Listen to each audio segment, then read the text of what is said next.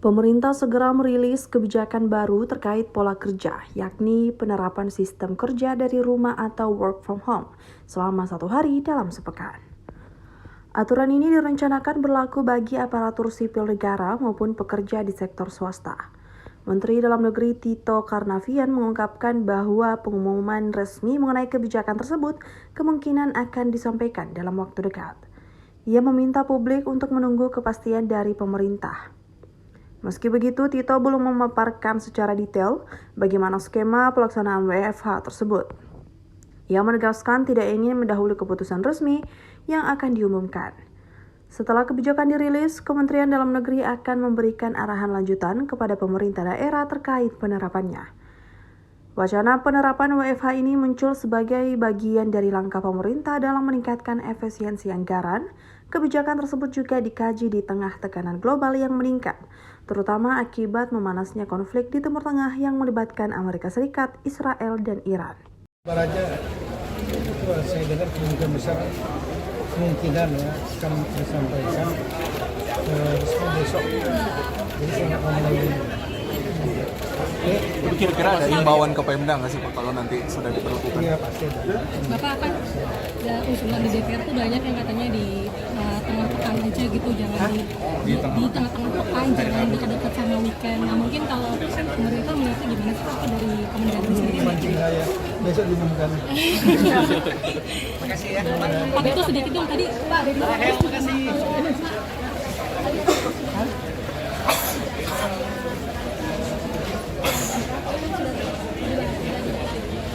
Boleh dijelaskan lebih topiknya buat daerah itu seperti apa sih Pak, seruan soal kebingungan itu? Iya, yang pertama daerah itu dia melakukan efisiensi belanja yang lain.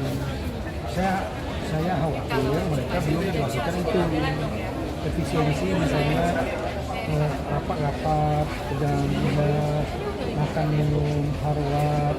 Ada daerah yang bisa melakukan efisiensi dan efisiensi itu bisa menutup untuk bayar P3K. Ada yang seperti itu. Ya, kemudian yang kedua, daerah juga kreatif mencari pendapatan baru, tidak hanya dengan mengandalkan PKD. Itulah gunanya kepala daerah. Kalau cuma kerja rutin aja ngabisin APBD, semua orang bisa. Tapi bagaimana seorang kepala daerah punya kreativitas sehingga dia bisa tidak memberatkan rakyat. Misalnya dia PUMD-nya dia buat musda atau juga ya, yang membuat itu bisa untung, dan kemudian dia bisa mendorong UMKM atau mendorong usaha di wilayahnya sehingga bisa hidup, kemudian bisa dapat PAD dari sisi tambahan. Kemudian berikutnya lagi, misalnya pajak restoran segala macam yang tadinya tidak nyampe ke semua dispenda, buat sistem sehingga akhirnya yang masuk ke dispenda itu kan bisa masuk dalam tambahan-tambahan PAD. Tambahan PAD ini bisa nutup dari P3, PDK. Ada cara-cara seperti itu. Tapi undang-undang AKPD nomor 1 tahun 2022 itu juga menyebutkan bahwa 30% belanja negara itu dari APBD itu akan mulai diberlakukan 5 tahun setelah undang-undang disahkan, ya, diundangkan. Artinya 1 Januari 2027. Tapi di situ disebutkan dalam ayat 3-nya, ya, besaran mengenai belanja proporsi belanja pegawai itu disesuaikan oleh menteri yang menyelenggarakan keuangan, menteri keuangan maksudnya, ya, setelah koordinasi ya, dengan menteri, katakanlah saya pendekin aja, menteri dalam negeri dan Menpan RB. Artinya kami akan melihat dulu exercise dari semua daerah-daerah ini nanti, mana daerah-daerah yang betul-betul udah nyerah gitu. Dia udah melakukan efisiensi, dia udah nyari muter otak nyari pendapatan baru yang memberatkan masyarakat, masih juga nggak bisa untuk P3K.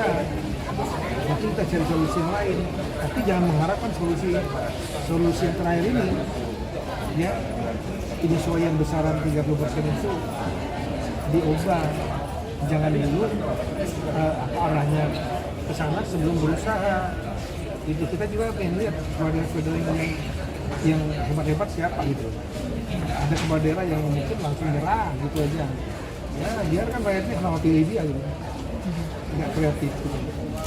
Pak, kalau di masyarakat kan masih resah gitu ya, apalagi yang ketinggalan untuk takutnya mereka diputus oleh daerahnya gitu. Dan apakah dari pusat akan ada larangan atau pantauan kepada daerah untuk tidak? Ini kan masih ada waktu.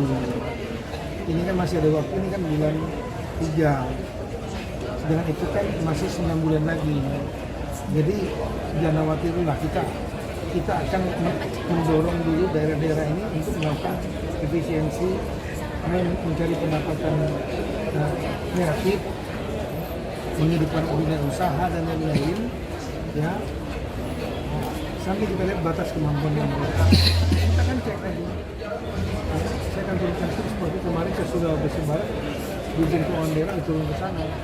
Nanti ke NTT kita akan lihat di NTT sudah belum melakukan efisiensi.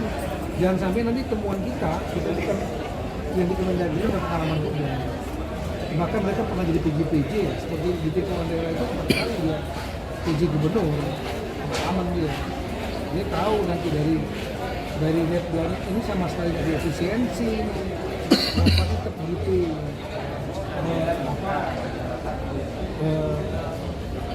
belanja makan minumannya seperti itu.